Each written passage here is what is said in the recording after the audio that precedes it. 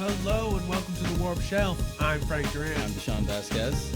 Welcome, guys, to another filthy cash. Been a little bit. We're gonna lean back, let our hair down, take our shirts off. No, I'm just kidding.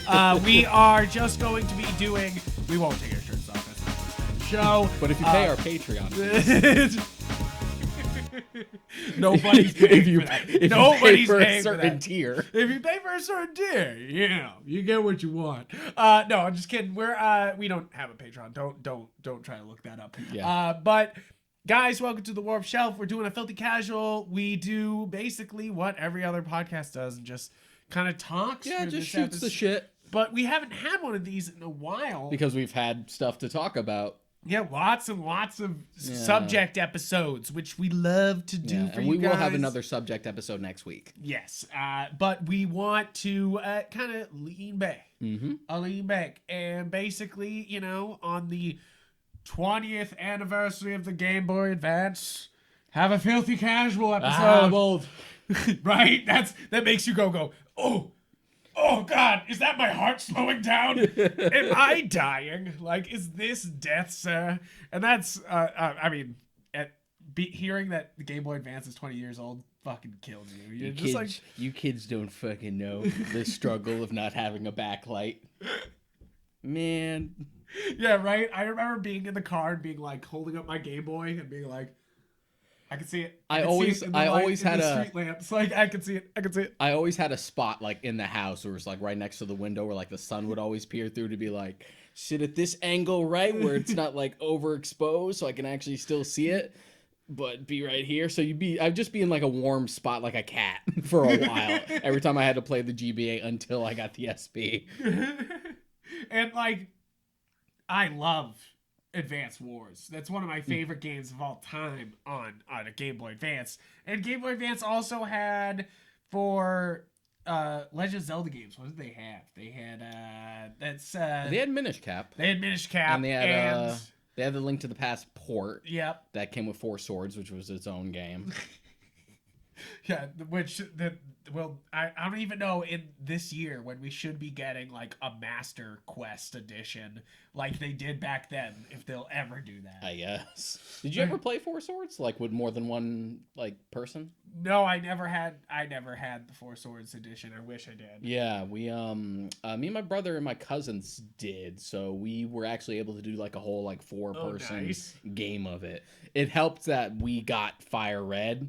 And Fire Red was the big one where they gave you the wireless connection like expansion, and you could plug into the top and not have to worry about like cables anymore. I remember being like, "Oh, Jack, we could finally trade Pokemon without having to sit." Yeah, right next the to cool each thing other. was it came with Fire Red and Leaf Green in the cartridge. Like it wasn't like a separate accessory you had to buy. So it just made that so much easier. Just like the world has opened up, we can just play with everyone now. We don't have to worry about those stupid cables. And now it's just like Wonder Trade, where I shoot garbage into the ether and garbage comes back. And someone's gonna get it. It's weird how like we just kept getting better and better with like connectivity, making it super simple. You don't have to go into a fucking... Because back in the day, you had to like go into a Pokemon Center and set it up and then make sure it connected properly. It was like a whole hassle. It's just like, then you got then you got to like X and Y, and you just had the PSS, which was perfect because it's just like... Trade, battle, friends list, boink. Okay, let's go. And then they made it worse when we got to Sun and Moon. And we got to the fucking festival plaza. So you're like, okay, now you've taken a step back. And then Sword and Shield, it's a little better, but it's still just not as good as the PSS. I mean, at least you could join any time in Sword and Shield. It's just kind of just like, oh, I'm in my thing, and here we go. Yeah. You know, like, you're at least not just like, I have to go to a certain place because... why would I battle other people on the internet in a Pokemon game? You're like, this has been a thing the whole time. Like, why do I have to go to a certain area to fucking do that's just Nintendo always being like, the internet? the internet? It's a fairly new thing. I'm not sure we really need to go into that too hard yet. Did you fucking hear that we're getting a Digimon MMO? Yes. The fact that Digimon's beating Pokemon to the punch on that. Yes. Which, like, oh, okay. First off, Digimon is perfect for that. And we will get to the new Digimon series at some point. We've gotten requests for it. We will get to it.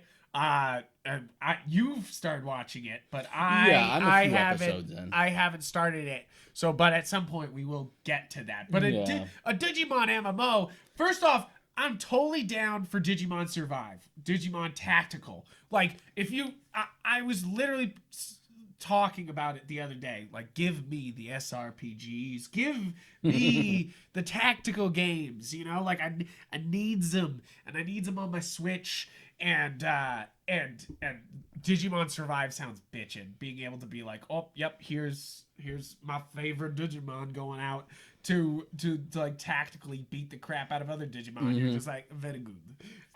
It sounds very nice. And you know from previous Filthy Casuals that I loved the is it Bandai Namco who's making the digital cyber sleuths? Yeah, I think that's yeah, that's Bandai Namco. Those were quite good, and as I said before, are probably better than Sword and Shield. I know that's blasphemous, but at the same time, guys, give it a shot. Even if you're not a huge Digimon it's fan, just one of those things it's where kind of a better breed thing. I'm kind of wary, and I hope things kind of pick up with the next gen, because the last two gens just haven't really hit the same, especially because X and Y was such a high. But this is a great thing to bring up, because this episode's before E3. This episode's a week before E3, and they're definitely gonna show off Pokemon Arceus, like definitely. And you know what's the weird thing about that fucking Pokemon game is it looked not fucking ready. When they showed it off last, it was like there was literally a fucking Zubat that was like the frame rate. Oh god! And you're just like, what the fuck? This is coming. Why did we show and this off? Is coming off right off the heels of like Sword and Shield, probably being the most controversial like Pokemon like main series additions as far as versions are concerned. And then you also have alternative companies that they outsource to that just show them up like we haven't Pokemon Snap, like new Pokemon Snap, which I've beaten at this point that we're recording. Nice. I've more or less done everything you can. I've taken pictures. I'm trying to play with my wife, so I haven't gotten too far. But I found all the legendaries. I just found Mew the other day. Nice. It's great. It's good. You know, yeah, it's really fucking good. Relaxing experience. It's fun. There's way more like content and hours for you to really sink your teeth in, especially finding like secret routes and alternate paths and stuff. So it's good that it keeps up. That I miss is the evolutions. Yeah. There's no evolution like puzzles to solve, which is a shame, because that was one of the most fun things about the original game was like, oh, look, it's a Charmander. What if I threw an apple at it and it fell in that lava? Oh my god. It seems like a huge missing piece. Yeah. You know, like as much as like you're like, oh, come on, it's one thing. Like, and you know, we're supposed to be nitpicky a little bit, you know, but like, it really is one of those things where you're like, that's a fun experience of Pokemon Snap, of the evolutions that you caused. And one of the most fun things about the original Pokemon Snap. And it's weird to just like not have it. And my wife kind of said it, is that, you know, it is just the same thing as before, you know, which, you know, is not a bad thing, I think. And for new people, they'll probably just be like, holy shit, this is crazy. You know, and to be honest, we should have had a sequel to this way sooner. Yeah. Yes, this is not. To be fair though, this is not an Incredibles 2 situation where you're just like, wow, it finally happened, and it's not as good as I thought, because it's good, and it's solid, and it's more like the original than you think. Other than Incredibles 2 being and like, oh, we're not sort of like the original. And it's arguably better just in terms of, you know, a much more bigger variety to choose from and more content. Yes. Because the original Pokemon Snap is more or less a tech demo. Yeah, how long did it take you to beat this? I put I think maybe 26 hours into it. Exactly. Compared to the first one, that's like 4 times the length of the first one. Even the first time you play the original Pokemon Snap, you can pretty much complete in 3 hours. Yes, agree. It's very fast. Yeah, I beat it in afternoons with my wife. It's just like one of those things that's like super fast. Yeah, I'm pretty sure it was upper 20s, maybe 30 something hours, something like that. Yeah. So as I was saying, strategy wise, I had this crisis last week because 2 weeks ago now, because I played the Disgaea 6 demo, and if you've never played a Disgaea game, it's a strategy tactics game, but with anime roots. The first game, Disgaea 1 has an anime of its own that you can watch. It's on Funimation. I'm watching it right now because I'm playing the first game. But like basically, I played the 6 demo after playing 5 years ago when the Switch came out. That was the first time I ever played a Disgaea game, and I recommend for any new fan of the series just to play 5 because who cares? You know, like it's just like that's the highest evolution of Disgaea. Like go for that. Sure. Yeah. I mean, is it an anthology series where No, it's so different characters each time? So 5. So okay, so none of the games matter to each other. They're just all in the Netherworld, and they deal with overlords. Like they use the same sprites, the same characters like pretties, like the little penguins that say dude all the time. Like they use those constantly, so those are consistent. But like the stories and like the continuity, because there's no continuity, is non-existent. You know, like it is. It's very much the first one has its own story. Second one's got its own story. Like none of them really connect. So you can play 5, but that's the thing is 5 lets you bring in the characters from every game in the Disgaea series, and you get like whole missions where you're playing as or against those characters, and then you can unlock them. So it's one of those things that I recommend Disgaea 5 because it literally gets you into the rest of the series. It lets you go like you're like, oh, who? At first you're like, who the fuck are these characters? But at the same time you're like, oh, you know, like, oh, it's the guys from the first one. Oh, I get it now. And now that I'm playing the first one, I'm like, oh, I know you guys already because I played you Fair enough. in the first one. I'm usually the type of person who likes to start as early as possible if I can, depending on how accessible it is. Yeah. Because I hate, even if it's like minor Easter eggs, just like, that's a reference that connects this one to one of the older games. True. Even when it's minor stuff like that, I hate missing out on that and not knowing. Yes, if you're like Deshaun, I say just go for 1. It took me, so my little story here is that played 6, was hankering. I spent 3 days looking at the eShop going, I want something, but I don't know what it is. And it's probably got to be a Disgaea. Like I was like, it's probably what can I buy? Because Disgaea 6. What can I buy but actually play? The demo was so good, guys. Like if you I almost recommend just getting the demo. Just fucking download the demo. Because 5 demo was okay. 6 is like, here's the first 2 hours of the game. Here you go. And also, you could grind forever, and then your save transfers. In this demo. Like, I was thinking about it. I was like, I could probably put 10 hours of grind into this demo. Then come into the normal game and just be like, ah! But, like, that's the fun of Disgaea, is that they slowly unlock the systems of the game and they give them to you. They go like, oh, here's a part of the game. Here you go. It's all yours.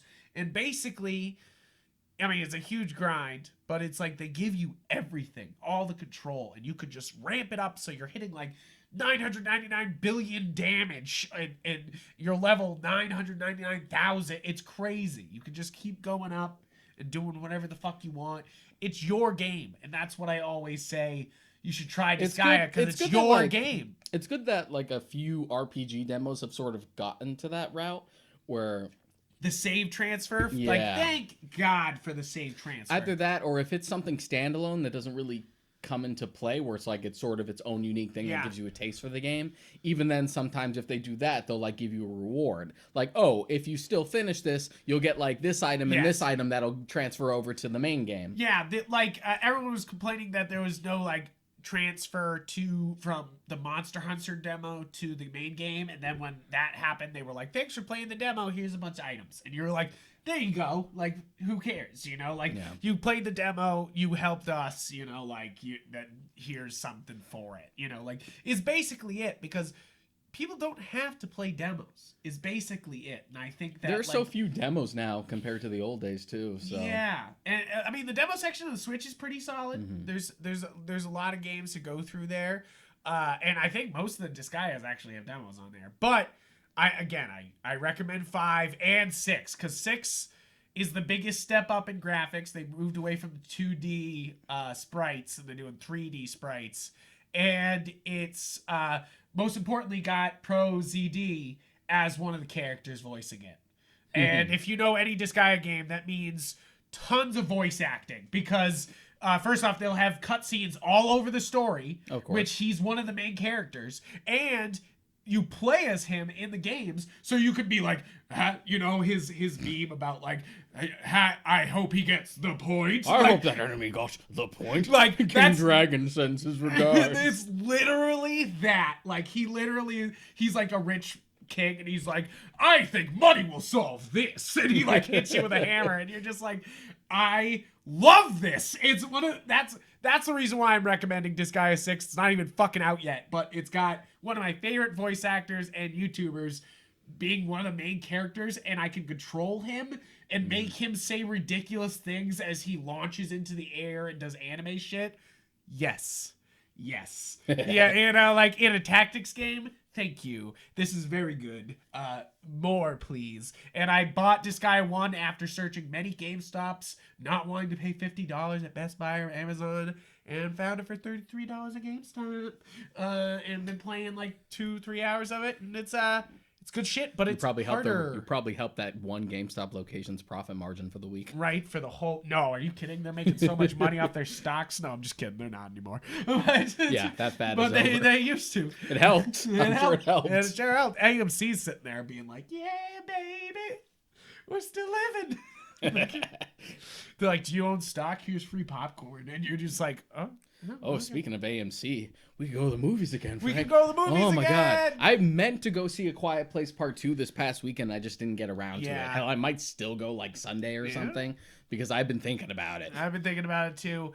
I for my birthday we rented out a theater and we saw Godzilla vs. King Kong in an AMC theater, which was really awesome. Like, holy shit, it was so good to be back in the theater, and then you could just yell and scream because we rented it for like 20 people. It was just like, you know, you could Not just to worry about anyone else. anybody else, so you could just be yelling about Godzilla the whole time, and you're just like, hell yeah, and like, you know, it felt great, and I'm so excited to be back at like, you know, both vaxxed and ready to go. Yeah, and, especially since, like, see some movies. Now things are going to start to trickle out. Yes, I just want to fast forward to winter already so I can fucking see Dune. the only ones, dude. I mean, you're not excited for Black Widow's drop? Like, you're not excited for Disney to finally not drop it on Disney Plus for some goddamn Again, and I've reason? mentioned this before, but they're doing Black Widow a disservice by picking that one. I get it. It was like the As next their like hill movie. to die on? Yeah, because it's gonna put some preconceptions about that movie that I don't think are really gonna pay off for people. Yeah, Like I'm expecting Disney Black kinda Widow. thinks it's important, Yeah. and I don't know if it is. I'm expecting Black Widow to be a cool spy action Yes. movie, and it's cool. with the guy from Stranger Things in it, you know, Yeah. like, which you're like, hey, cool, Mhm. you know, and what's her name from I don't know if it's Florence Pugh or Pooh. Pooh. She's quite good though. Yeah. I don't know how to pronounce her name, but I know she is always great, fantastic, constantly. Yeah, you haven't even seen Midsommar. I don't want to hurt myself. Yes, you do. Yeah, You just don't know it yet. Yeah, yes, you do. Just like Hereditary, just like no, this pain was necessary. That pain was this necessary. needed to happen. This needed to hurt. So we talked a little bit about games, but let's get into the movies and TV shows we've been watching recently. What you been up to? I've been like last time, still on kind of a big Shudder kick, mostly watching like movies Nice. as part of the last drive-in and stuff like that. Nice. So I watched like a movie called Audition the other day that was really good. It was like this Japanese horror film from like the early 2000s. Cool. It's about this widower who like works at a film production company over there, and they decide to have this plan where they'll do auditions for a movie that's not going to happen so he can scope out a potential wife. So it's like real Jeez. like, oh, that's scummy. Yeah, you're like, And then like the one that he picks out of the crowd that like he's really drawn to is the one that has some obvious damage. oh, So that becomes like very creepy, and things start to get like revealed over time, and it gets really surreal. And yeah, it gets scary. And boy, does she make him pay for being scummy. So that was a lot of fun. Sounds good. I also finally watched Train to Busan. Oh, I remember when that came out a few years ago. I think it was like 2014. And where everyone was everyone was like drooling over it. I'm like, I don't know, man. Because we've said it before in the Army of the Dead episode. Zombie films are kind of a hard sell for me now. It's like, Yeah. you better be bringing something new to the table. You better be doing something. Yeah. Is basically it. But Train to Busan was really fucking good. yeah, it sounds good. Yeah. I want it. I want to watch it. It's on my list. It's and always I on my even list. made my mom watch it, which is funny because getting She's her to watch it watch was a like pulling subtitled teeth movie. because it's a subtitled movie. Gotta get past that 2 inches. Yeah. So I just like nagged and nagged. I'm just like, no, I'm not fucking changing the language. I'm not watching it like it's an old Godzilla movie. It's not necessary anymore. Yeah. This is 2021. Stop it. Stop. So There's other. so she was stubborn languages about it. in the world. Made her watch it anyway. She got into it. By the end, she was fucking sobbing. She was crying Yeah. like a little baby. And I said, I literally said to her, remember these tears next time I ask you to watch something like this. Deshaun like is dishing out fucking pain with movies and then being like, "Remember me, remember." Don't you ever doubt me again. Don't you ever doubt. You fucking ever question me? Oh But man, I fuck. also, as far as movies are concerned, I finally watched Star Trek Beyond. Oh yeah. Yeah, because it was on Prime, so I'm like, oh, Oh, finally, Okay, damn, you finally fine. pulled the trigger on action Star Trek. action Star Trek, and I really dug it.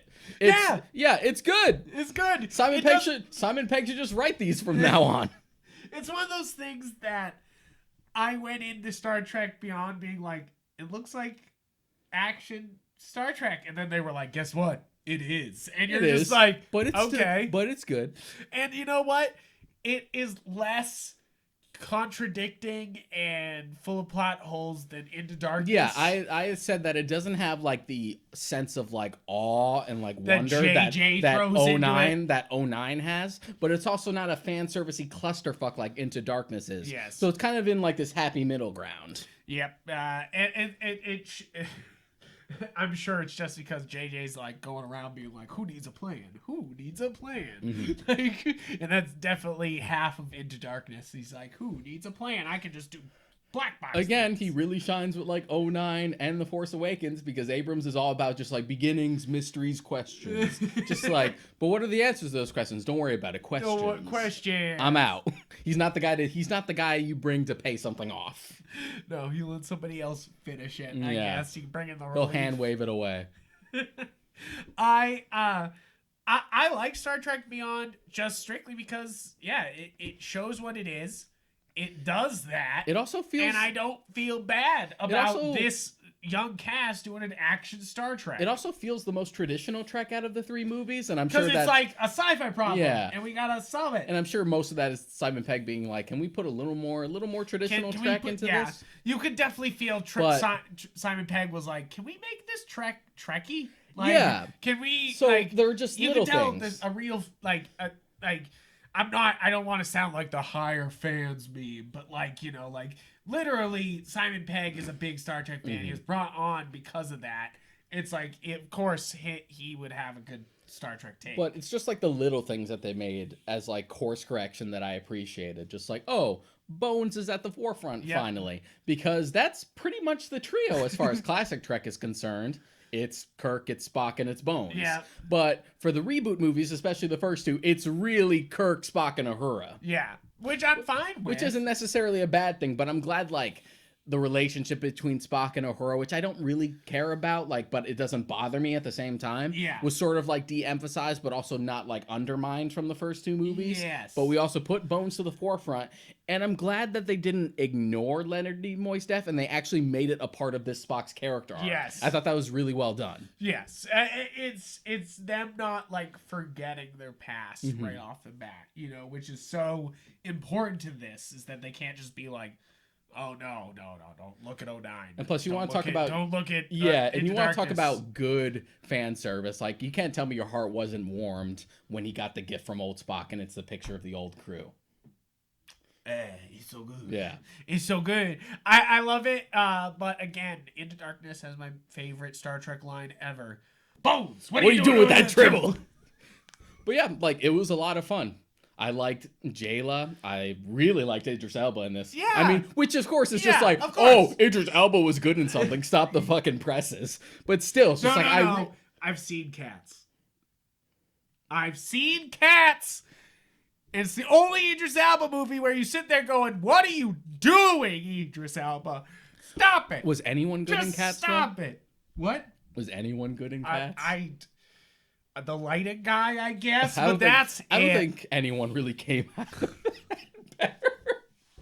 Nope, definitely no. But yeah.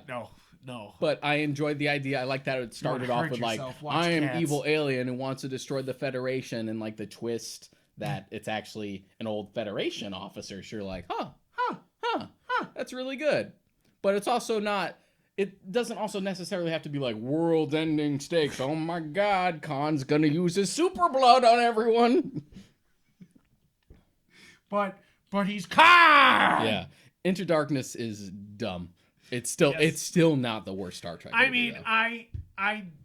It does have one of the best head squishes. It does have one of the best, like, my big thing with Into Darkness above anything else is that it's kind of an exhausting movie to watch.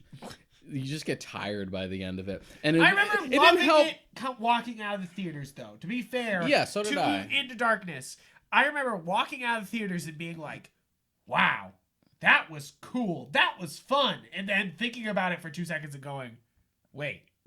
Mm-hmm. Like, it was definitely one of those ones where I was like, that was a good time. And I but rewatched wait it a few times, and it just kept like whittling itself down as time went on. But it's Star Trek. There are worse entries in the movies. Like, I'll sooner watch it than like Star Trek V or literally any of the TNG it'll just movies be past funny First Contact. if all the other Star Trek movies, the even ones are good, and then this universe, the odd ones are good. Like, let's hope not, though. Let's hope we can just have good movies. Can we please just not have this weird bullshit? Can we just have Star Trek 4 be something good? Like, it's not great, but you know, it's better than 5. It's better than any of the TNG movies past First Contact. Oh, come on. No. There's fun ones there. I'm not even that crazy about First Contact, to be honest. Really? I'm fine. I don't have the same love for it. I have a lot of beef with the TNG movies. Yeah? It's an element of just like, it's like the first step to where we are now with Trek as far as action is concerned, but I don't think it really fits TNG. You want to reboot the original series to like make it more action oriented? Fine. That was going to be inevitable. Yeah. There was no way they were going to try to do hard sci-fi with that for modern audiences. And even Discovery, sure, it's part of like the same like old school universe, but that's also a brand new show. You can afford to do your own thing. Discovery is also, I like to say, is Game of Thrones, Star Trek, you know, like where they're just like, it's a continuous story. We move forward, but you know, it's still Trek. Yeah. Like, they're like, it's Trek. And then there's Lower Decks, which is actually really fucking funny. You're just like, all right. It is, and I'm excited for more, but I'm not signing up for Paramount Plus. Like, I mean, unless they come out and they're like, Rugrats reboot is the best fucking shit that's ever happened. But isn't that where all the Avatar shit is going to be going now? Because they announced that we have the Avatar Studios, and we're going to turn this into a big brand now. Which, sure, fine. I was literally watching a video the other day where they were like, "Oh, Avatar is a great example of just walking away when they are done," and you're like, yeah, exactly. So it's just like, okay, the more you add to something like this, though, the more you can potentially dilute it, which is what I'm worried about. And the problem, and another thing is, all of you motherfuckers bitch so hard about Korra, and I like Korra. So I can only imagine how much you're gonna. Korra. I can only imagine how much Korra. you're gonna complain about even more stuff. I know I'm behind. I'm supposed to finish the series. I'm like a couple episodes at the end of the original Avatar, and then we're gonna go to Korra. Yeah, afterward. I actually prefer Korra. It's more my speed. Yeah, it's probably not better than the original, but there are just things that it does. It gets a little more anime-ish. The original's pretty dope. Here's the thing. I have a different perspective on the original because I did not watch it as a kid. I have no rose-tinted glasses as far as Avatar is concerned. So watching it when I was in college, I could be like, no, this is good, but that's stupid, that's stupid, that's stupid. And I can be like, but I loved it as a kid. Just like, no, I like it. You mean you weren't always walking around going, I'm water bending, I'm air bending? No, I was too busy watching anime instead. That was like me at my snobbiest when I was a kid, because I did like look at Avatar. I'm like, what is this faux anime What is bullshit. this American bullshit? What is this fucking wannabe anime garbage? It also didn't help that the first episode of Avatar I ever saw just on a whim. I know you were gonna say was this. The Great Divide, and The Great Divide is the worst episode the of the fucking series. Brings this up all the That fucking episode is so time. stupid. That's like going into Clone Wars and being like, I started a C-3PO episode, which you did, and was like, oh, what the fuck? Is this the whole series? And you're like, no, it's not. This is bullshit. This is garbage. First impressions are important, Frank. It is true. Have you been watching The Bad Batch? Yeah. Yeah, I haven't watched the latest. So, oh, yes. I watched the latest. I haven't watched today's. So that would be Friday. I don't think I've... So you're missing 2 weeks? I think I might be missing 2 weeks. Okay. Because they bring Saw Gerrera's sister back for the newest episode, I think. For that last episode. Rob and I were actually making jokes about Saw Gerrera like a couple weeks ago.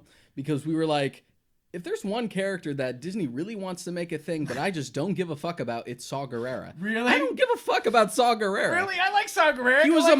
I like how he's the true Han Solo. He was like a minor... Where everybody else goes, you know, like Han Solo's a good guy, he works with the good guys. It's like Saw Gerrera's actually the Han Solo. He would shoot first. He would blow up the Empire in a fucking I like instant Forrest if he Whitaker's could. performance as Saw Oh, of Gerrera course. in Rogue One. But that's more or less as far as it goes. He's a nothing character in Clone Wars. Yeah. He's fucking nothing. No. And then in They Rogue One... they underplay him in Clone Wars, And I then feel like. in Rogue One, they decide to like, okay, let's take a minor Clone Wars character and develop it so we can connect that, Yeah. but also like really bring this character to the forefront. That's pretty much why he shows up in everything now. Yeah, is that they were If like, it we wasn't brought for him into a movie. if it wasn't for him being in Rogue One, there's no way you'd fucking see him in Rebels and in Bad Batch. I mean, it's kind of like Ahsoka, though, where they were like, we did it. We created an anime character that works. Let's bring it everywhere. Well, that's a different case because Ahsoka's like one of the leads in Clone Wars. Yeah. Saw Gerrera was like a minor character who showed up in like 3 episodes. Well, that's because he's actually important. I mean, they're obviously doing the Malcolm X allegory the whole time with him. They're doing but what if violence is the answer? Mm-hmm. You're like, he might be right. You're like, I don't mean to point fingers, but he might be right. And they're also turning him in like one of the first like institutions that like started the rebellion as like one of the first seeds, which they did with like other characters like Kyle Katarn in like the old canon and stuff like that. You always need a character like that to be like, how did the rebellion start?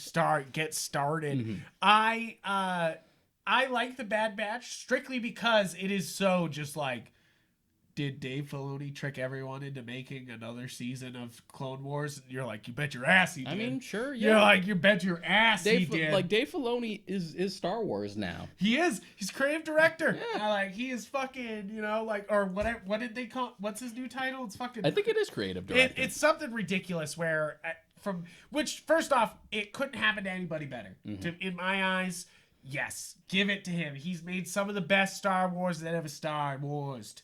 And I say, give it to him.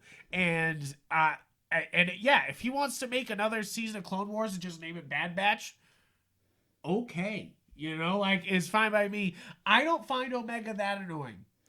I really don't. Went into the show wanting to not like Omega because just the idea. I'm like, okay, another show with a dad with a kid. kid. It's like, do we need this? Like, can't we just have a show about these cool fucking mercenaries? Why do we need a kid? But even from the jump, I'm just like, okay, Omega's kind of cute. Yeah. And I have this weird feeling inside me. I feel like I must protect. Why do I feel the urge to protect? I must protect. It's funny because all the Star Wars properties now are definitely being like, okay, so it's a dad figure and he protects the child figure. And that's Star Wars. That's it.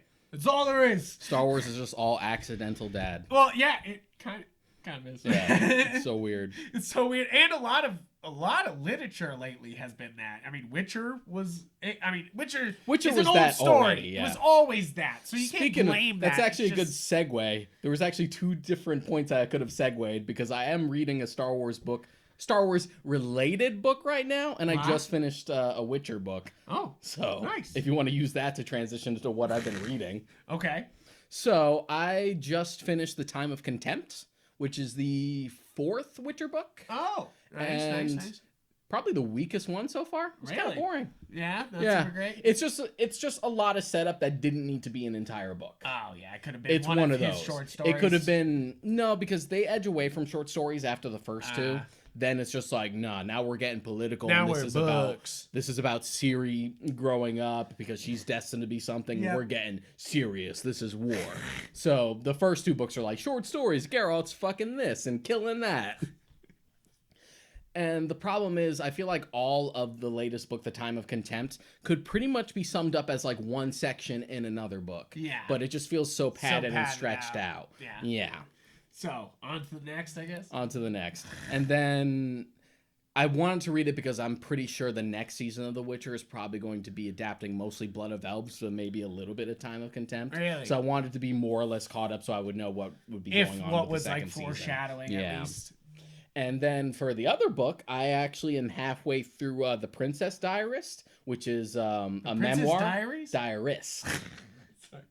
Joking with you. Yeah, that's the joke. It's Carrie Fisher's memoir about her times filming on the original Star Wars. Oh, but it's that's like, cool. But it's like super candid and funny because Carrie Fisher was a fucking riot. Was a riot. Yeah, So funny. but I have the audiobook, so it's actually narrated by her. And there are sections by her. By her. That's awesome. It's also narrated by her daughter for specific sections because not only is it a recounting of like, this is how my career started. Yeah. This was what life was like on set. This is what Mark was like. This was my affair with Harrison Ford that I didn't want to tell anyone until I wrote this book. And she also was able. Harrison Ford was like, the fuck? Like, he was like, oh damn. Yeah, because he was married at the time. Yeah, he was it's like, okay. It's He's not married fine, to it's them now. past. He's had like 3 wives since then, Jesus Christ. which makes it okay. Oh my god. So, Did you think he looked super old on the set of Indy 5?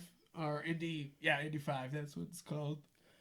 I mean, hey, at least they'll get an enthusiastic performance out of him if they're one. He loves Indy and he loves Blade Runner. You can see it He on fucking his face. hates Star Wars. You can see it on his face. He hates Star Wars, but he loves Indiana Jones and he loves Blade Runner. You can kind of see it on his face. He's having a good time. Yeah. They like, it's like nobody makes movies like Harrison used to make movies with It's the so full weird. sets. Even Blade Runner was a bunch of green screen, and like this is like they got a fucking Nazi train out there. They got a fucking whole platoon of people. Every movie needs a Nazi train. They need Nazi trains, and I assume it's gonna be him running along atop of a Nazi train. I'm sure. I assume But as far as the memoir is concerned, not only is her recounting her time on Star Wars, but she actually also found her old like journals from back then. That's and cool. she has her daughter read the old journals. Oh, nice. Yeah. So it sounds like young. Yeah. Ooh.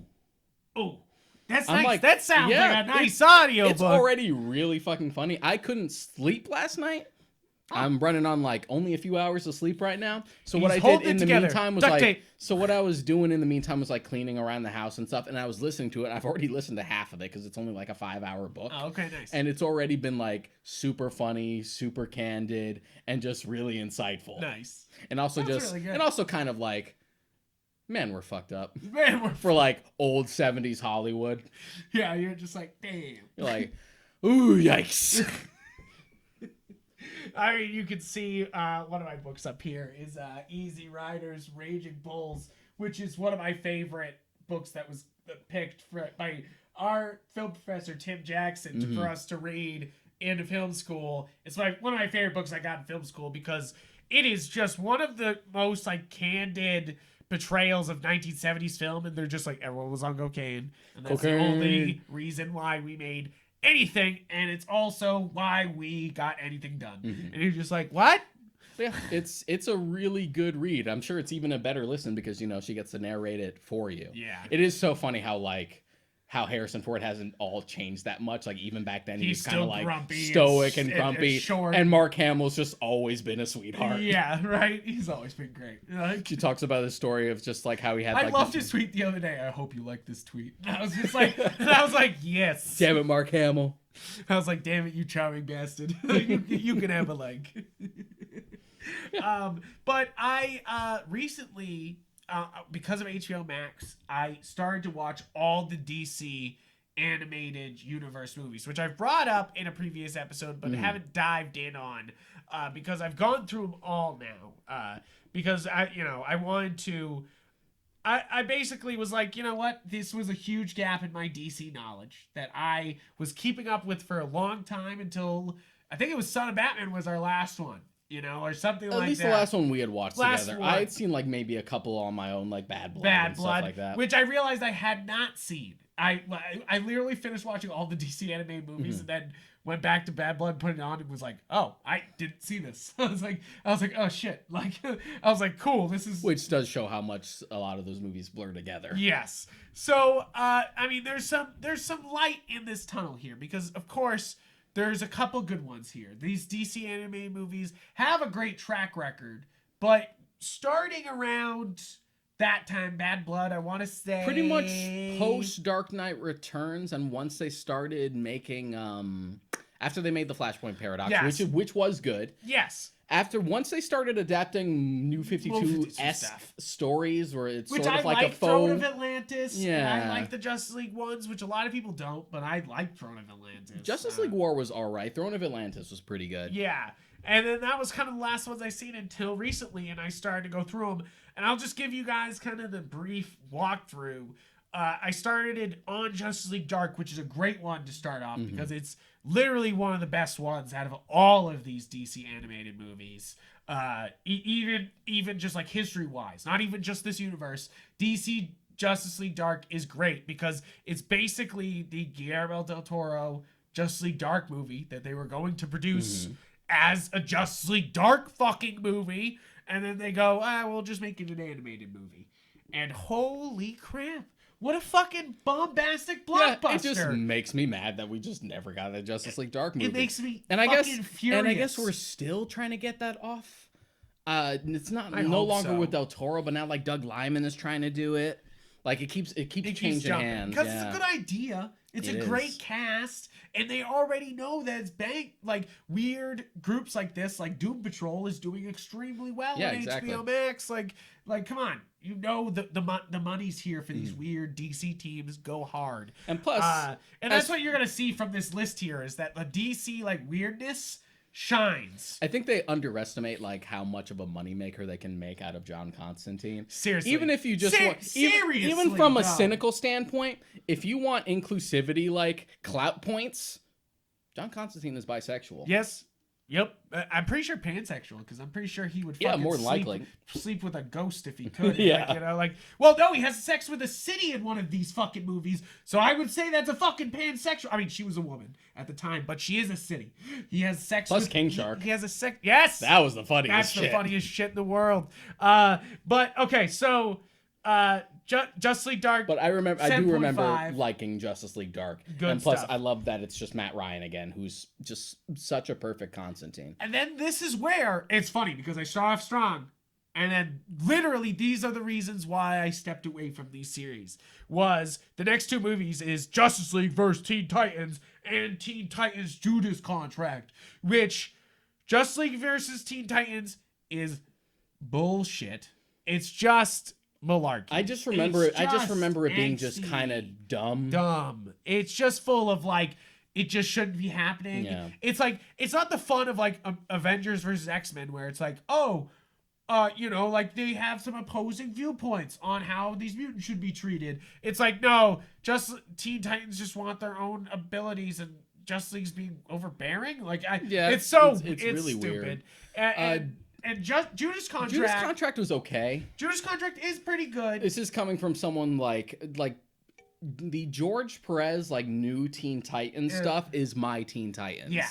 Like that's the stuff I like. And they've been trying to adapt the Judas Contract for a years. long time. Even as far back as when they first started making these animated movies, they wanted to do Judas Contract. I give credit to this one. It at least gets kind of close to what George Perez's vision was. And they were able to go for like the more problematic stuff that like the book had. Deathstroke was sleeping with Tara. Which the kind cartoon of sure as hell here. wasn't going to do. Yeah. Because they also tried to adapt the Judas Contract, but that show is so like aimed at a younger audience that they couldn't get away with a lot of the stuff. Sleeping with a character would be like, "Ooh, no, we can't bring up sex in this." That, and as likable as Terra is in that series, just like in the context of the new Teen Titans comics, Terra was like an established member. Yeah. That betrayal hit like a truck. So long. Like, yeah, she had been there forever. Whereas in the animated series, yeah, she's cool and you like her, but she is introduced for the sole purpose of getting to that betrayal. Yeah. And these are just not good movies, which sucks because it's just like this is a huge roadblock of 2 movies that just were not fucking good. And then it goes into Suicide Squad Hell to Pay, which was pretty good. It's just kind of haven't seen it. It's a get at Amanda Waller is dying of cancer and wants a literal get out of hell free card. And the Suicide Squad has to go get it.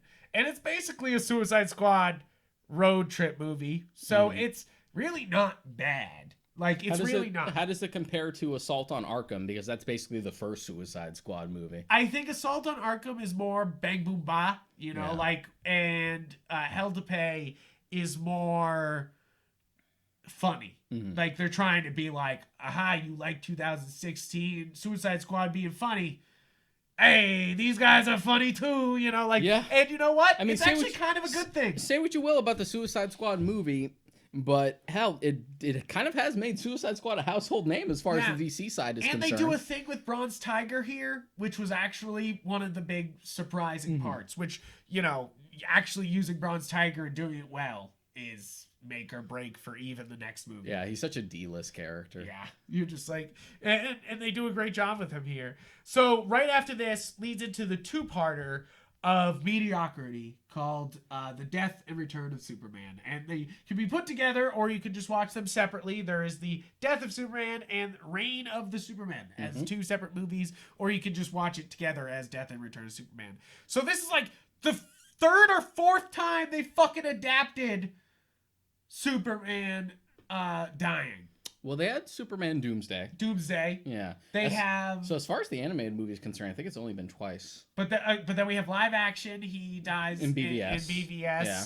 It's just like a constant... one of those things that you're like, how many times can we kill Superman? People love Death of Superman, Frank, for some reason. I mean, I get it, but they're wrong. This one, I give credit, though, at least gets to the fucking point. That's always my problem with Death of Superman is it's always just like, we know Superman's gonna die, but we're really gonna fucking drag it out. Yeah. Like, this one is more like let's get to it. And also, they fix one of the major problems with the comic and all the other ones, why none of the superheroes show up to fight Doomsday. At least here, Doomsday thrashes the entire Justice League. And you're like, at least they got beat the fuck up. Yeah. So it's not just fair. Like, oh, they're off planet or something, Like, at least it's like they all tried, and Superman had to sacrifice himself because nobody else could do it. You know, like instead of it being like a moment of opportunity, it's more of a necessity. The only thing that I like that motivation change. The only thing that really bothered me is that I really wish that was, and I still haven't watched them.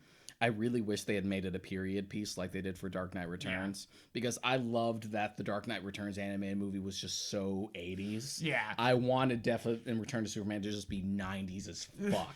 Well, so that's the best part about Reign of Superman is it is 90s as fuck. So one of the best parts about this is Lex Luthor is now voiced by Rainn Wilson, which they will carry for the rest of the movies here of the DC animated universe. Is they're like, oh, we got a big fish, and they got Rainn Johnson, and they just fucking run with him. Wilson, sorry. And remember, Rainn Wilson, Rian Johnson. You just have to pretend that there's a Y in Rian Johnson's name. Okay. But he's fantastic as Lex Luthor, because of course he is. Having the condescending Dwight-ness, but also being smart like Lex Luthor is hilarious. As far as animated properties are concerned, I can't think of a single Lex Luthor that's rubbed me the wrong way. Just there's a lot of great guys. I love Clancy Brown. I love James Marsters, even if I don't like Superman's Doomsday, he's good in that. I love Anthony LaPaglia in All-Star Superman. That movie has its own problems. Yeah, we have really good Lex Luthors. I mean, Jesse Eisenberg is questionable, but he's still decent. Mark Ralston's great as him in Young Justice. We got some good ones. Reign of Superman, so the next one, and they literally connect. You could literally watch them together, or I watch them back to back, and it's literally just whoop, and we're on to the next thing. And this is actually. So my little history of Death of Superman is that I hate the fucking comic. Like, I understand it's significant, but I hate it because it's drawn out. It's stupid. Mm-hmm. It's basically just like, we know Superman's gonna die, but we're really gonna fucking make you feel it, and they don't make you feel it. Really, and you can tell like, it was hobbled together because if you look into the history of the Death of Superman event and how it was made, it was sort of slapped together because DC had to completely change the plans of what they were going to do for the storyline for that year. Because they have the whole like writer's room of like, here's what arcs we're planning for this year. This is what we're going to push. Yep. They had actually planned a Superman and Lois wedding storyline that they couldn't do because like Lois and Clark was like popular at the time and they were doing something similar. So and they didn't want to do the same thing in the comics. It was the back then of just like, no, you confused the brand. God forbid characters get married in two separate things. Oh my god! Okay. As if that's like one to one. Like everyone watching Lois and Clark must be reading the comics and vice versa. It's stupid. It's stupid. So now DC's like, wait, we got to do Lois and Clark's show. Comics. So they had a whole plan. Lois comic by herself. So they had a whole map out for the year that they just had to throw out. Yes. So they're just like, so what do we do now? Let's just kill him. Yeah, like let's just fucking murder him. And that's basically what happens here. Is they just straight up murder Superman. And it's not like poetic. I definitely, that's the reason why I like this adaptation, is that like, you know, like they just kind of like change the motivation a little and it helps. Yeah. But one of my favorite things is the aftermath because it's bonkers. Mm-hmm. Even in the original comics, it's bonkers. There's a Superboy. There's the Eradicator. Metropolis Kid. The Eradicator. Cyborg Superman. And Steel. Which, like, to be fair, this is what comics does all the time. They go, here's the next generation of the superhero. And for now, until we bring back... Yeah. Until we reset the status quo. And what they do here is literally just kind of, like, modernize that fun of that story, you know, like, so Metropolis Kid is now a Lex Luthor Superman clone, so he's got the smarts of Lex Luthor, or like the smart mouth of Lex Luthor and Superman. I think that was something that they pulled from like later on when you got like when Connor became like, oh, black t-shirt, red symbol, like Jeff Johns, like Young Justice but run they and just stuff do like that. The Metropolis Kid outfit. They don't give a shit. They literally give him the earrings, the leather jacket. They don't care. It's amazing. It's incredible. It's one of the like redeeming qualities of this one like movie. You're just like, thank God. Eradicator works well, and they use Cyborg Superman as an actual plot point where he's like he's from Darkseid and he helps take over all the people thinking they're all gonna be Superman. So like, they do that instead of like the Fantastic Four thing. Yes. Okay. They do that. They're like, oh, he's the Eradicator, and now no, it's not. Eradicator is the ship. Now it's the ship trying to heal Superman. Okay. Eradicator's just going around and blasting people with lasers because it's stealing their power to power up Superman, and you're like, okay. So what do they do with Cyborg? Superman goes around and is going around saying, I'm Clark. Like, I really am Clark, and he tries to prove it a couple times, and they believe him, and then he starts to recruit people, being like, hey, I can make you Cyborg, and then you can help me be Superman. And they're like, yeah, of course, I'm inspired by Superman. Make me a Superman. And then they all become mindless fucking cyborgs. And that's kind of cool. And then basically Darkseid is using Cyborg Superman to make a giant gate to come through and attack Earth because of with Cyborg Superman's help. That does make sense, even if it is sort of a little annoying that we got to tie everything to Darkseid all the time. But the cool thing about that is it's tied in. Mm-hmm. So the reason why they do that is goes right into the real end of the entire the DCA universe is the Apocalypse War with Darkseid. So this is the first like major plot point that they show off here with Darkseid. So it's one of those things that like at the time you're kind of like, oh, why is the guy tied to Darkseid? But by the end you're like, oh, it was all tied to the Cyborg Superman thing. Like, because in Apocalypse War, they like whenever Darkseid gets somebody, he makes them a cyborg. Like there's Cyborg Wonder Woman Mira, and lots of other fucking. Okay. And so it's like he gets it. It's like whenever he gets his hands on somebody, he makes them a cyborg, which it makes sense because cyborg came from Apocalypse, and then you just make cyborg people, and you're like, oh, it kind of makes sense, sort of. Like you're like, is this sort of coming together, guys? Did you think of this out? Like this is pretty good. But then you have.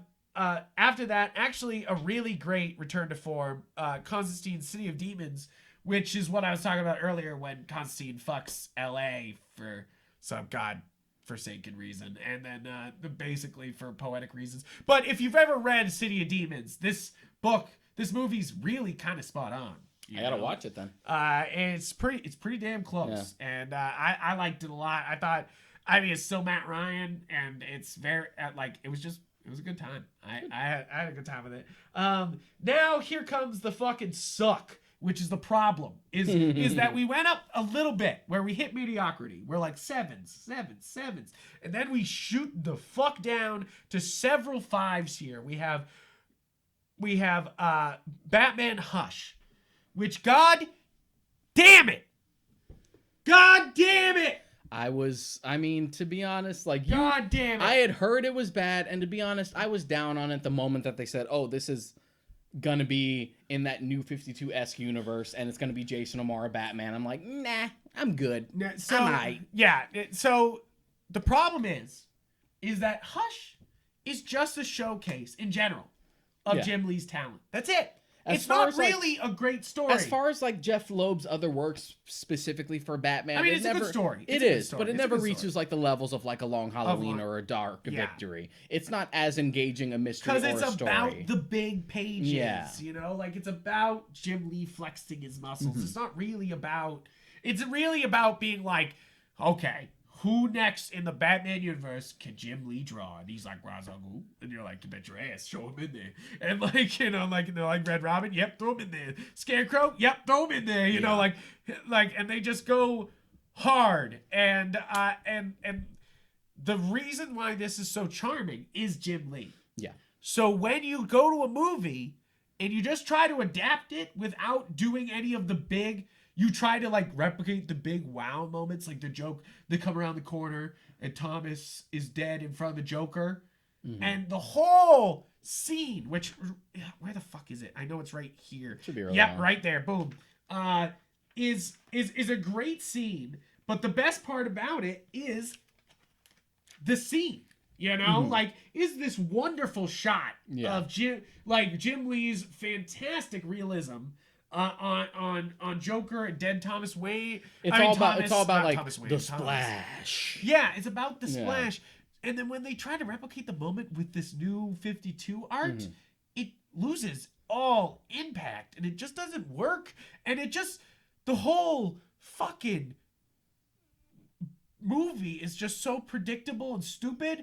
And then they ruin it even further by, spoiler alert, guys. Spoiler fucking alert. Because I know you'll not want to watch this after I fucking ranted about this. I haven't seen it, and I just don't care. Just is that they go, okay, Hush is not Thomas at the end of this. And you go... Not Thomas Elliott? No, guess who it is?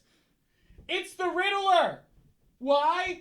I don't know! Like, because the Riddler says he was a C-lister that nobody respected, so... He really stepped up his game and showed everybody that he could control everybody. You can't... Which, like, yes, that is in Riddler's character, that he would snap one day and would show everybody that he's a higher list character. That was something that, like, anybody. the New 52 liked to push because, like, post-Zero Year, like, in that continuity where there's actually, like, the first big bad.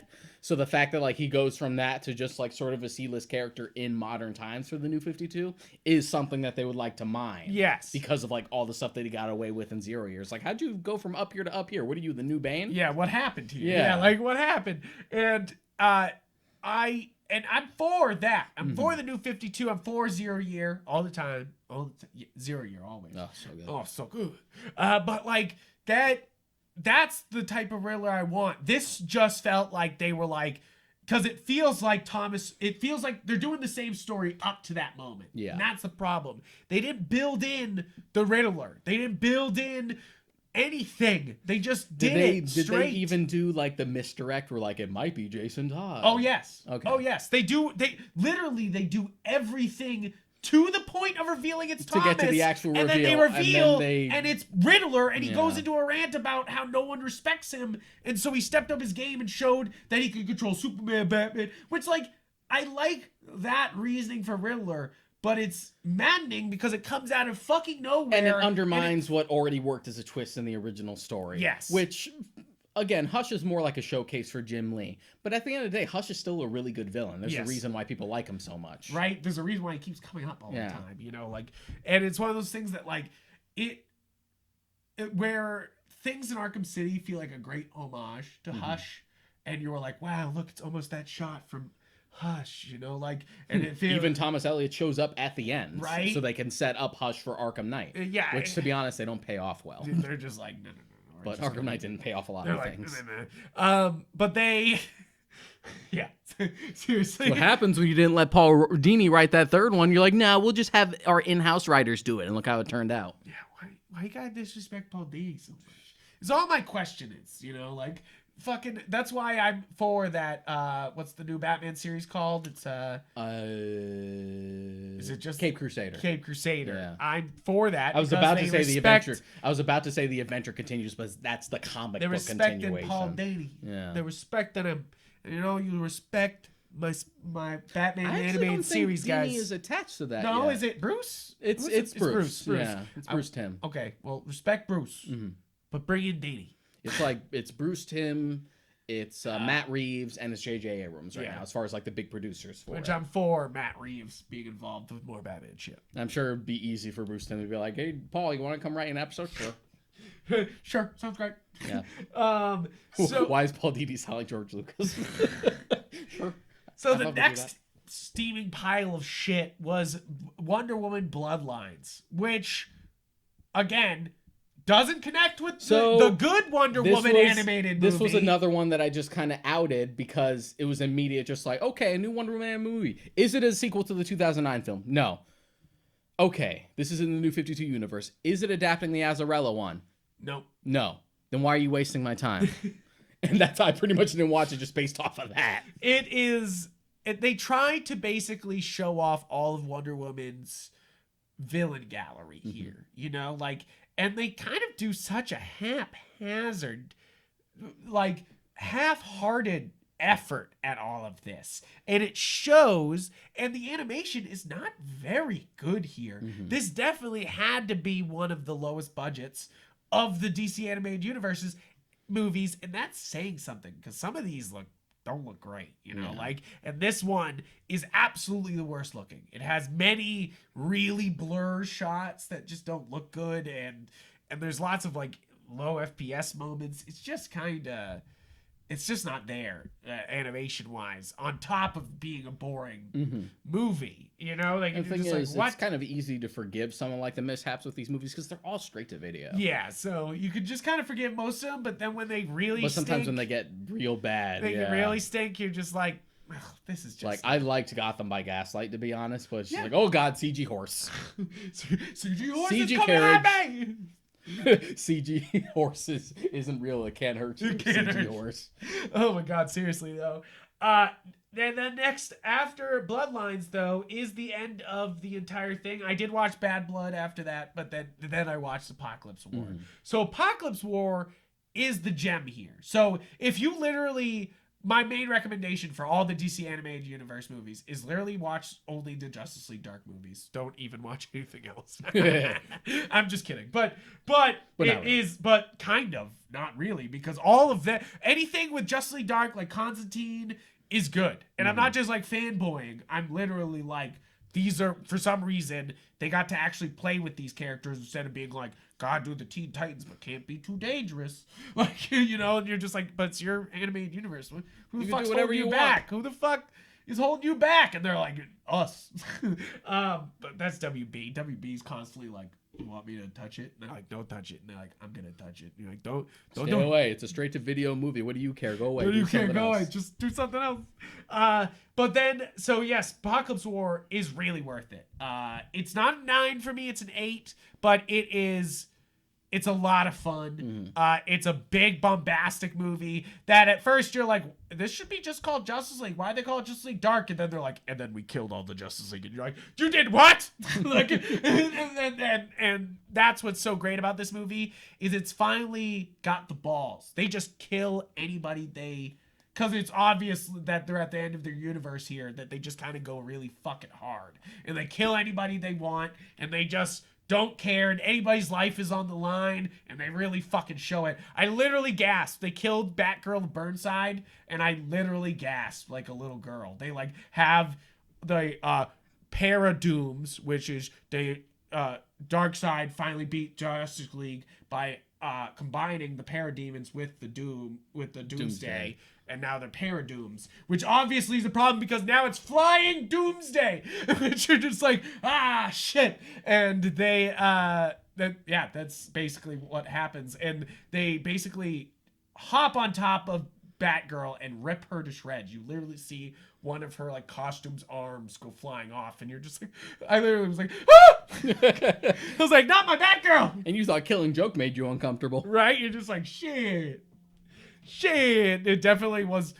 It's definitely of all the DC animated universe movies, it's got the most balls. I think it's rated R because they tear people apart constantly. It's kind of wild. And then after that is a couple offshoot movies by CW. CW Seed was doing some animated shows that turned into movies. These are basically micro series edited into a movie. Which these are all troublesome because they try to attach themselves so hard to the CW show. That's what they were made for. I know, but fuck it. Like, just do like, so they're doing the Ray, which is one of my favorite superheroes.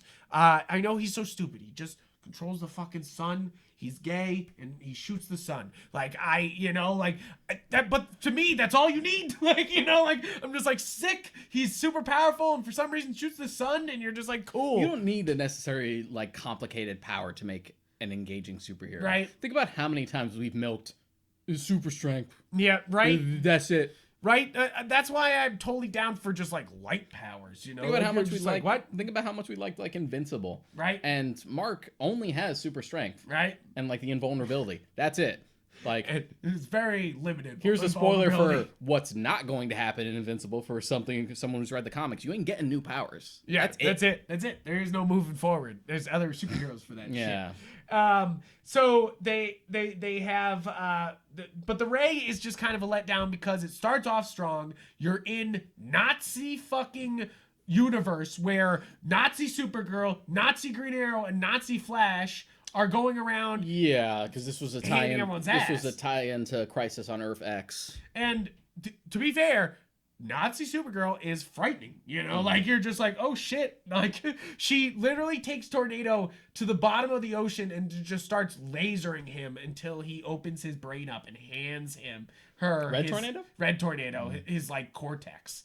And like just blasting him until like, and it's kind of brutal. I have a soft spot. And then that's the end of it. That's the thing is they do that whole thing, and then the next episodes, which I know is what's happening, but it's like the rest of the movie is just like, oh, but this is the Ray transforms himself to the CW universe, hands it to his version of himself here on this universe, and now that guy's the Ray. And was this before or after Crisis on Earth X had come out? I don't know because he gets trained by Green Arrow and Flash. But if they're already doing like the Nazi stuff, I'm pretty sure that it was probably afterwards. Yeah. And that's why it ties itself so heavily to the CW stuff. And it's not a bad per se movie, it just doesn't go the distance. But as far as like Ray content is concerned, it's probably the best you're gonna get for a little while. Which sucks. I have a real soft spot for like C-list characters in the DC universe, like the Ray or like Red Tornado or like Vigilante, Jonah Hex. Give me that Jimmy Palmiotti. Yeah. That Jimmy Palmiotti. Also, for the record, DC, could you please reprint the goddamn Jonah Hex run that seriously, Justin Gray and Jimmy Palmiotti did? I would love just an omnibus or new deluxe editions because I'm burning a hole through my wallet. I know you're listening, DC, so you gotta listen to the show. I am burning a hole through my wallet trying to get all these like out of print trades because I want them all, and they're so damn expensive now. Expensive. And then of course there's the other one. There was no, what I didn't watch it. I started it and then I turned it off. Good things. Was what's the one, Vixen, where it's because Vixen was way more tied into the Green Arrow universe because she actually exists in the show. Yeah. So it's one of those things that I was just kind of like, no, this is not my cup of tea. I did go on to watch Deathstroke, Knights and Dragons is what it's called, and sure, they're using the CW Deathstroke, but it's its own thing. They don't connect that's at one all. Of the, that's one of the more redeeming qualities about the CW universe is that as much as I fucking hated Arrow, I really loved Manu Bennett as Deathstroke. He was like always the best part about it. Mm-hmm. And they do a good job here of just doing a straight up Deathstroke versus Hive, which is classic stories, and they bring in Deathstroke's children. It's actually like all about his kids and stuff like that, which is like, so I kind of recommend this one. If you're a Deathstroke fan, this one's worth it. It seems like they put a tiny bit more money, an itty bit more for the CW seed, because they got no money at all, and they're just like throwing it around. But so that one's at least like better.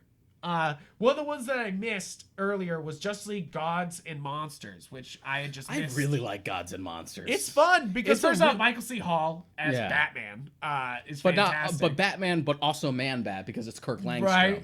I really dug, but then you have Superman, but it's also Zod. Yeah, and you have Wonder Woman, but also she doesn't give no shits. Yeah, it's so cool. Like I feel like Gods and Monsters could be its own like animated series. They did do like 5 short episodes. Yeah, I really dig its like Elseworlds, like alternate universe. Like I like these versions of these characters a lot. That was one of the more entertaining of the recent ones, and I really wish we would get a sequel or just some kind of just follow-up something to it. like let's keep it's going. Really fun. I mean, that's some Bruce Timm, Paul Dini shit though. Yeah. Like right there, that Bruce Timm especially because like even like the big reveal at the end of that one where it's been the Doom Patrol the whole time, and no, not Doom Patrol. Who's got the robots? The Metal Men? Metal Men, thank you. It's the Metal Men the whole time, and they just look like the most classically Bruce Timm Metal Men you'll ever see. Like, and you know what I mean. That means that they got the pointiest tits. I don't know what's going on there. It's just like Bruce Timm is just like, ladies are like this constantly, and they'll kill you. You're the artist. Yeah, no, to be fair, Bruce Timm can do whatever he wants. He's fantastic. He does such a great job with these characters. I think I could attribute my attraction to black lipstick. Yes, solely to Bruce Timm. You bastard! You ruined me. Once you got to the new Batman adventures, if you are a woman in Gotham, you wear black lipstick. End of story. Yeah. And that's even like further accentuated once you get to Batman Beyond. Oh my god. But then, okay, so this was a bit of mediocrity here with the CW seed ones. I watched the Batman and Death in the Family on HBO Max. So this is a little bit of a letdown here because this original idea was you pick your own adventure. You choose how Jason Todd dies. But you need to buy the Blu-ray for that. Morbid as fuck. Yeah, right. You're like, guys, I don't like Jason either, but can we stop fetishizing killing Jason Todd? Murdering him yourself with your own. It's already bad enough that there was a vote for it, but now we gotta like make it an interactive experience. Where's the VR game? Right, where you can play as the Joker and beat him up yourself. The fuck out of him. What the hell? Oh my god, they would do that though. They would be like, "Now you're the Joker. Beat the hell out of Jason Todd." You're just like, no. But that's the sucky thing is if you don't own the Blu-ray, which I was not buying this at the time, so it's kind of hard to get this Blu-ray now. I watched on HBO Max. They just do a story. They just do one of the timelines. So you're basically missing out on a shit ton of content here, and it's only kind of half an hour long for the Death in the Family storyline, and for the most part, they're retelling parts of Under the Red Hood. Even reusing footage. Yeah, it's kind of bad. It's supposed to be like that same style to the point where even for the new stuff, they finally brought back John DiMaggio, which is like. Good. I've been saying for years that John DiMaggio's Joker is super underrated, and we need to bring him back. He was quite good in this. The thing is, I feel like parts of this Death in the Family story is worth it because it's better than Under the Red Hood at points where you're like, oh, they really like dig into the beginning here where he actually dies, and you're like, this. It's weird is that they worth didn't it. have Jensen Ackles come back for Jason Todd though. Yeah. Yeah. You're just like, but the other the great part about this on HBO Max though is you're kind of disappointed. You're like, oh, Death in the Family, and then they're like, here's 4 shorts that DC showcases, and so there's shorts, and there's the Phantom Stranger, which is just basically like a Scooby-Doo with Phantom Stranger in it, which it done by Paul Dini and Bruce Timm, and you're just like, cool, thanks. And then they have is it Dr. Fate? No. They have Sergeant Rock, which with the Monster Men, That's cool. which is dope, and which is actually like such a breath of fresh air, little short.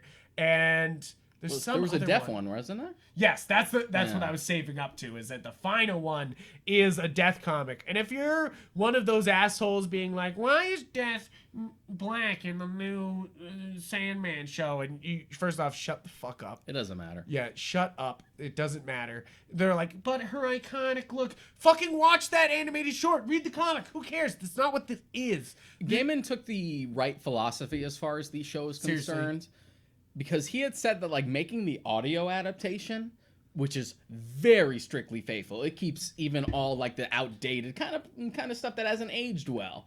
And he had said that like because the audio adaptation was so strict and like 1-to-1, that it felt like it actually freed him up to be like, I can modernize adapt the show a little more. Yeah.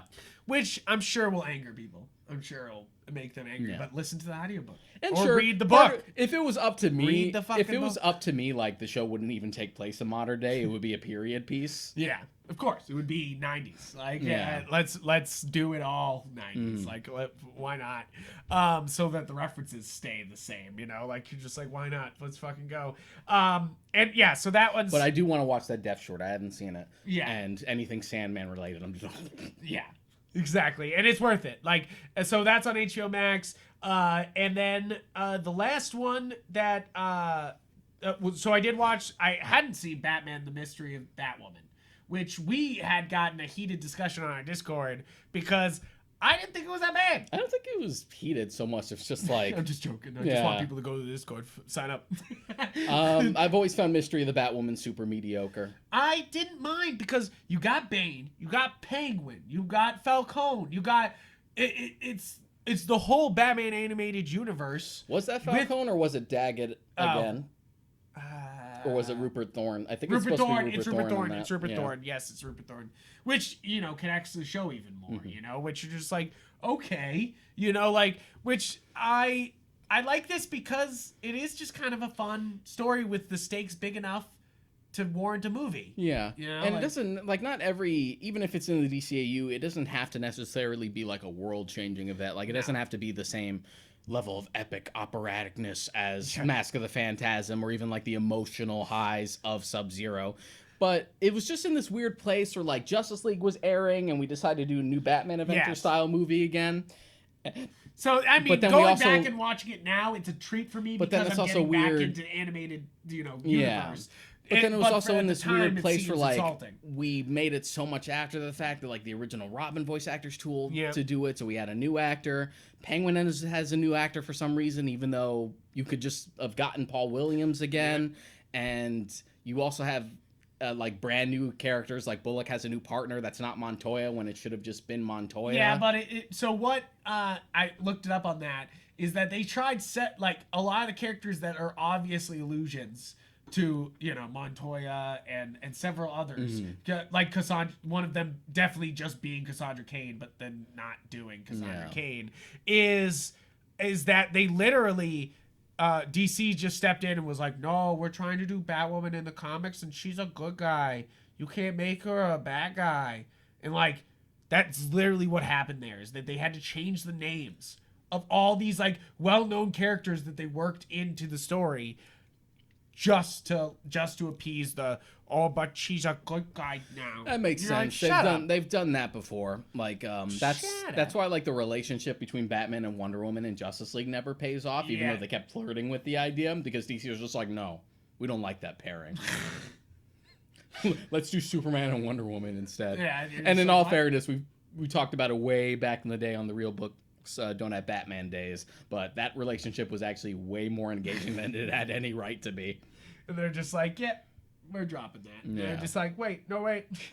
And then the last one that's like the most brand new, because they don't have the Legend of the Dragon one that's come out recently. I've heard that one is good. It's set, from what I hear, that's just like someone really just wanted to make an animated kung fu movie at Warner Brothers, And but they let 'em. they just let them. The caveat was finding a way to stick Batman in it. I'm just like, well, sprinkle a little Batman into something, can't hurt. It can't hurt. Is Batman Ninja. So Batman Ninja surprised the fuck out of me. I still haven't seen it, but I know it's like one of the ones that people really like. What a movie that is right up my goddamn alley. First off, Batman and the rest of the group get costume changes and teleported back in time. All Shogun. For some reason, Batman was stuck in time for like 2 years longer than everyone else, so everyone's set up as shoguns of Japan. They've completely taken over. And of course, that leads to giant robot fights for some goddamn reason. It like starts off being like really realistic, being like, of course, Batman's the best ninja, like you're just like, and he must learn the Bat Ninja ways, like, but then they're like, no, giant robots fighting each other, and you're like, this is fine. Yeah. You're like, this is okay. And then they have giant monkey fight giant robot, and you're just like, very good. That's one I want to watch in both languages because it was made by a Japanese studio, and I know there's a lot of differences. But the voice actors are quite good. I give credit to it. Is that they chose good. It's a great cast. Yeah. It's really solid. It's Roger Craig Smith as Batman. Yes. And he was already good in Arkham Origins. Of course, it's Sonic the Hedgehog, my voice. It's not my favorite Sonic the Hedgehog voice, but they brought him back though recently. They were like, "You're fine." We're just kidding. Everyone's really angry. You're back. Like that made me, but that kind of annoyed me. I was like, but no, I actually wanted a new voice. No offense to Roger Craig Smith, very talented voice actor, but I've never really cared for his Sonic. Oh, I don't mind it. I like it. Nah. The The problem is every time I hear it, I still get the instinct of like, oh hey, it's the new Sonic. Oh my god, he's been Sonic for like 10 years, and I still think of him as like, oh, that's the new Sonic voice because it still hasn't clicked. So that's pretty much it for the DC animated movies that were on Netflix. So there's a lot of garbage here. Is basically my summation is that like there is some really shining moments of Justice League Dark, Batman Ninja, and a lot and one of the DC the Knights and Dragons was okay, but overall it's I'm glad they're done with the DC animated universe with Apocalypse War, and they're doing weird things like really Batman Ninja and the Legend of the Dragon. Yeah, I never really wanted like a connected universe for the movies anyway. I preferred standalone adaptations that try to like replicate the art style of the comics as best as they could. Especially because you know, like we talk about a plan, and so they're going into this DC animated universe, and they seem to come in with no plan other than adapt the New 52 until we get bored and then do whatever we want. Yeah, and then even then when they finally drop the plot only in Justice League Dark, Justice League A Reign of Superman, and then Justice League Apocalypse War. So there's only like 3 main plot points. And even when they were heavily leaning into the New 52, they weren't like really adapting the stories properly. It's like, okay, you guys wanted to do New 52. Justice League War is pretty much Justice League Origin in the comics. Yeah. Throne of Atlantis is a little different, but it still has a lot of the key points. But just watch Aquaman. Yeah. They did a better job. No, I'm just kidding. They didn't do it. They almost did it, but I wish they sort of did it. They sort of did it. The Aquaman movie pretty much is the Jeff Johns run. Yeah, right. Just like one movie, we're done. Did you see they announced the title of the next one? It's and the Lost Kingdom. And the Lost Kingdom, which makes me think, are we pulling on like the Paul Pelletier stuff we did afterwards for like the Dead King, the Fisher King? I think that'd so. Be dope. I mean, I'm fine with it. That'd be cool. I'm cool with it. Like, let's go. Yeah. As much as I love Jeff Johns' run, he's far from the only writer to tackle Aquaman, so I'm sure and there's do a something good job. Mine. Yeah, but I feel like Jeff Johns has like the most like this is the epic Aquaman run. So I feel like we almost have to scale down. Yeah, you're just like, wait, which might feel weird because that movie was so big. so huge and all over the place. So I mean, there's been watching a lot of other movies though, other than just the DC. But HBO Max really has helped open up a lot. I feel like it's funny. I've been storming through movies. I'm on 75 here of movies and TV shows I've done for the year. You have it as separate lists, but yeah, I have a separate list. I have watched 50. I think you're still ahead of me because I have 57 movies and I have 10 shows. And 13 anime. Hey, there it is. He's got me beat. But I mean, it really does help I storm through those DC animated movies. They are quick. If there's one thing, I did that in like 5 days. I definitely like stormed through these things super fast. I had like it was just one of those things. Any other key movies you've seen non-DC related? Yeah. I've watched a bunch of fucking movies. So I watched I think I brought it up before, the Oscar for Best Documentary, My Octopus Teacher. I think we brought it up. Watch that. Solid stuff. I mean it. It's just a Pixar movie done as a live action documentary, you know, like, you're just like, okay, cool. And they, you know, get some really amazing footage. Definitely there's the concern of, is he just abandoning his family to hang out with the octopus? But like, other than that, you know, it's pretty good. Relatable stakes, I guess. It's really ridiculous, but at the same time, it definitely deserved at least to be nominated. Yeah. Movie wise, I haven't like edged away from Prime Video in a while because it's just been like Shudder. Finally putting that subscription to work. But we both watched Unhinged recently. Yeah, we did. So that's Russell Crowe as basically a white man freaking the fuck out at somebody beeping at him in traffic. Road Rage the movie. Yeah, basically Road Rage the movie, but obviously Russell Crowe takes it really fucking far. The movie starts off with him going into his house and murdering his wife or whatever is happening there. He like destroys his life basically in the first scene, and then the next time you see him, he's like definitely just like breaking down in his car. It's a fun film. It's nothing to really get like snobbish about it. Like some of the reviews for that crack me up because it's like, guys, this isn't trying to be anything else than what it is. Because it's really just trying to prey on the real fears that, like, if you do get in a road race situation, it could get escalated. Sure, it has a lot of contrivances. Yes. But it's overall, like, fun. It's an excuse to watch scary Russell Crowe. And there's nothing wrong with that. That's kind of the thing is that, like, I watched it being like, hey, you know, like, this is, as much as, like, there's not a lot here, this is fun for what it is, you know? Like, because if this was an 80s slasher film, this would be pretty solid, you know? Like, and that's kind of what I got the vibes of here, you know? Like, it's just like a nameless killer who goes around, like, handing out ass, you know? Like, and you're just like, yep.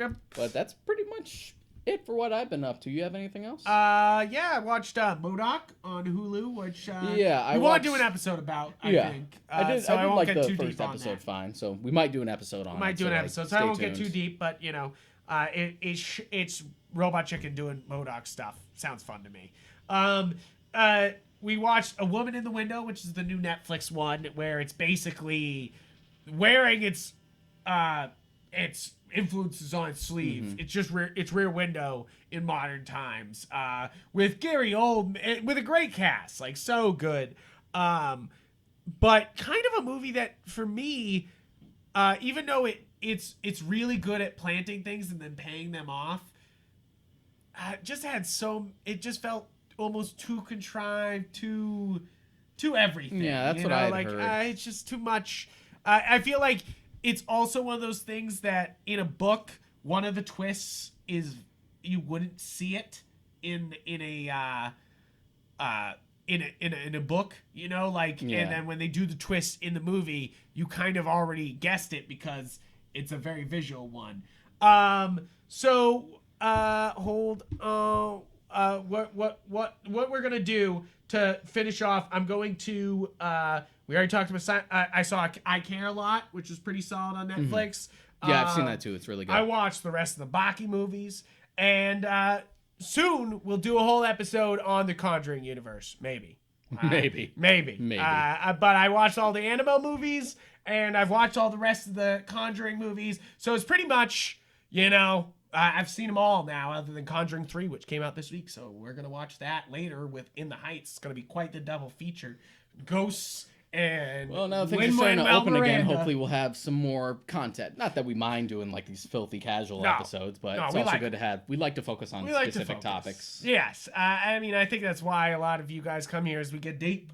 We get deep on the topics. I feel like that should be like the logo or something. We get deep. We get deep on the topics. And we're so next episode coming up is basically how to get into Batman. Yeah, how to get into Batman comics as a follow-up to the broader how to get into comics episode, which you guys seem to really like. Yeah. So we decided why not sort of make a continuation of that and focus on specific characters. Yeah, so we're going to, and hopefully we'll continue this afterward, but for this one, we're just going to go into the best Batman stories, how to get into it, what's the best way, where to start, what's a good place to start. Because there's a few different answers, and we'll be able to like dive deeper into it. But we want to continue it. Maybe do how to get into Superman, how to get into Spider-Man.